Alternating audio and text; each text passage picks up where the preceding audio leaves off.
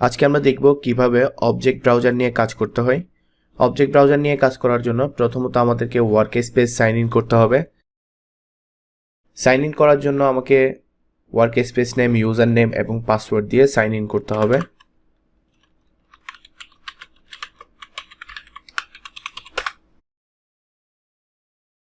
Sign in করার পর আমরা স্কিল ওয়ার্কশপে যাব, এরপর অবজেক্ট ব্রাউজার। আমরা গত ভিডিওগুলোতে দেখেছিলাম কিভাবে create, drop, insert, select, update, delete এবং ট্রানকেট কমান্ড নিয়ে কাজ করতে হয় এবং প্রত্যেকটি কমান্ডের আমরা ইন্ডিভিজুয়াল ব্যবহারগুলো দেখেছিলাম। আজকে আমি দেখাবো প্রিভিয়াস ভিডিওতে আমরা যে কমান্ডগুলো ব্যবহার করে কাজগুলো করেছিলাম, একই কাজগুলো কমান্ড ছাড়া কিভাবে করতে হয়। প্রথমত আমরা একটি টেবিল তৈরি করব। টেবিল তৈরি করার জন্য প্লাস আইকনে ক্লিক করব, এরপর টেবিল নেম। এখানে আমাদের একটি টেবিল নেম দিতে হবে। আমি দিলাম স্টুডেন্ট, এরপর column name stdid, type number, এরপর স্টুডেন্ট নেম,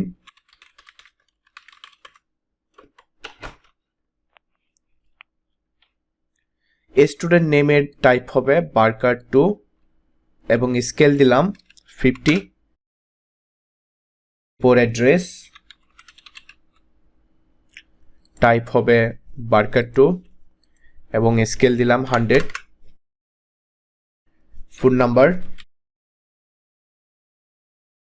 এটি হবে নাম্বার এবং আমি স্কেল দিয়ে দিলাম 11। আমি আবার রিপিট করছি, টেবিলের নাম হচ্ছে স্টুডেন্ট। স্টুডেন্ট টেবিলে আমি 4টি কলাম তৈরি করছি।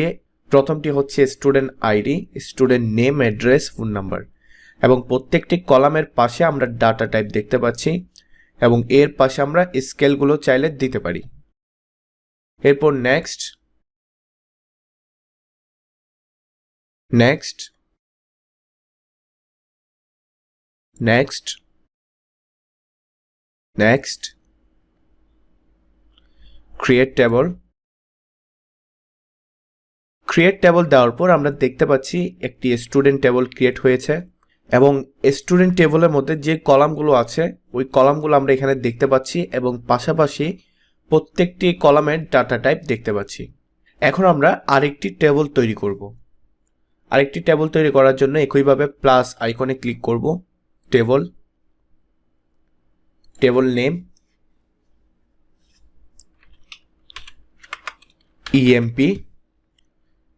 emp নন, এর ডাটা টাইপ হবে নাম্বার 10। এরপর ইনেম, ডাটা টাইপ হবে বারকার2।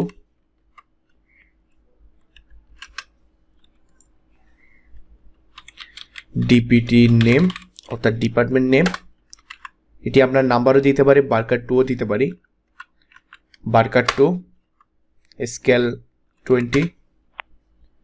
নেক্সট,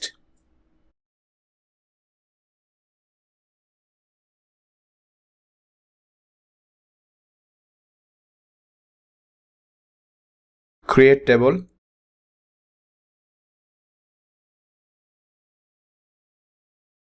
আমরা দেখতে পাচ্ছি আমরা দুইটি টেবল তৈরি করেছি। দুইটি টেবলে আমরা অবজেক্টে দেখতে পাচ্ছি, প্রথমটি ছিল স্টুডেন্ট এবং পরেরটি ছিল ইএমপি। এই টেবলগুলো আমরা আমাদের কমান্ড মোডে ক্রিয়েট করেছিলাম ক্রিয়েট কমান্ড দিয়ে। এখন আমরা দেখব কিভাবে টেবল ড্রপ করতে হয়। টেবল ড্রপ করার জন্য প্রথমত আমাদেরকে অবজেক্ট ব্রাউজার থেকে কোন টেবলটি ড্রপ করব সেটি সিলেক্ট করতে হবে। তা আমি ড্রপ করব ইএমপি টেবল, তাই ইএমপির ওপর ক্লিক করলাম। এরপর ড্রপ বাটনে ক্লিক করব। আমরা দেখতে পাচ্ছি অবজেক্ট ব্রাউজার থেকে ইএমপি নামে যে অবজেক্টটি ছিল সেটি আর নেই, অর্থাৎ ড্রপ হয়েছে। স্টুডেন্ট নামে আমরা যে টেবলটি তৈরি করেছি, এখন আমরা এই টেবলের মধ্যে ডাটা ইনসার্ট করব। ইনসার্ট করার জন্য ডাটাতে ক্লিক করব, insert row, stdid 101, std name Kamal, address phone number, create. আমরা দেখতে পাচ্ছি একটি ডাটা ইনসার্ট হয়েছে। এভাবে আমরা চাইলে মাল্টিপল ডাটা ইনসার্ট করতে পারি। প্রতিবার ইনসার্ট করার জন্য আমরা ইনসার্ট রোতে ক্লিক করব।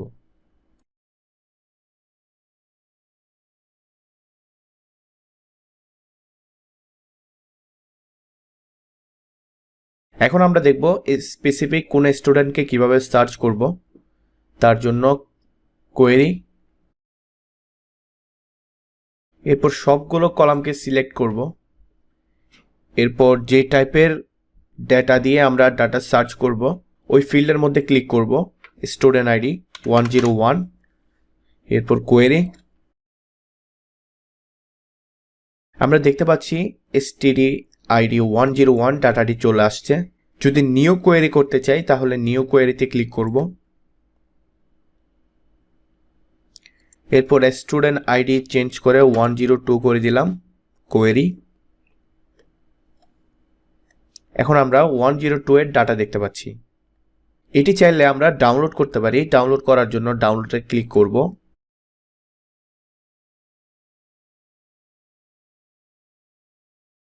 এখন আমরা দেখব কিভাবে ডেটা আপডেট করতে হয়।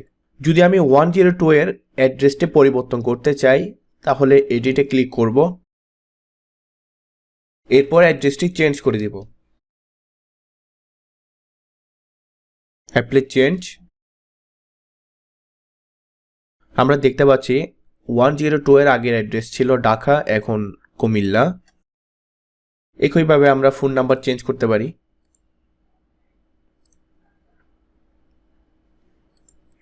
এখানে 1 2 3 আছে, আমি 4 5 6 7 করে দিলাম, অ্যাপ্লাই চেঞ্জ। আপডেট করার পর যদি আমরা চাই কোনো স্পেসিফিক ডেটাকে ডিলিট করতে তাহলে আমরা একইভাবে এডিটে ক্লিক করব। এরপর ডিলিট, ওকে।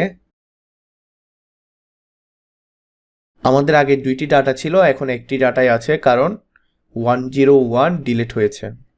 যদি আমরা চাই স্টুডেন্ট টেবিলের মধ্যে যতগুলো ডাটা আছে সবগুলো ডাটাকে ট্রানকেট করতে অর্থাৎ একসাথে ডিলিট করে দিতে তাহলে আমরা টেবলে ক্লিক করব।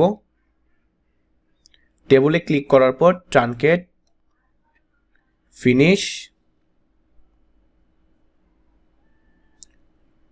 এখন যদি আমরা ডাটা চেক করি, this table contain no data, অর্থাৎ এই টেবলের মধ্যে আর কোনো ডাটা নেই। আমরা জানি ট্রানকেট করার পর সবগুলো ডাটা মুছে যায়।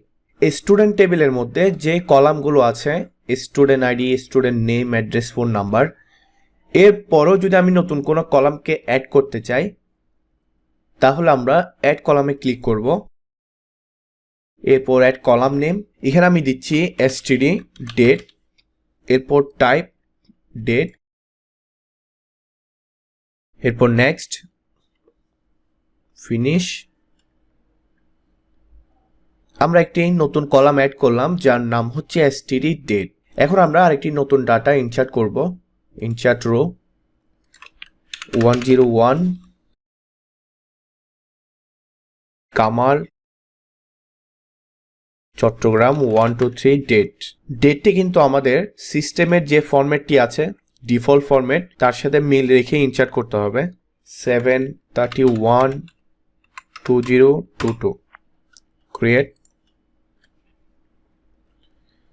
ওকে, আমরা দেখতে পাচ্ছি student ID, name, address, phone number এবং std ডেট।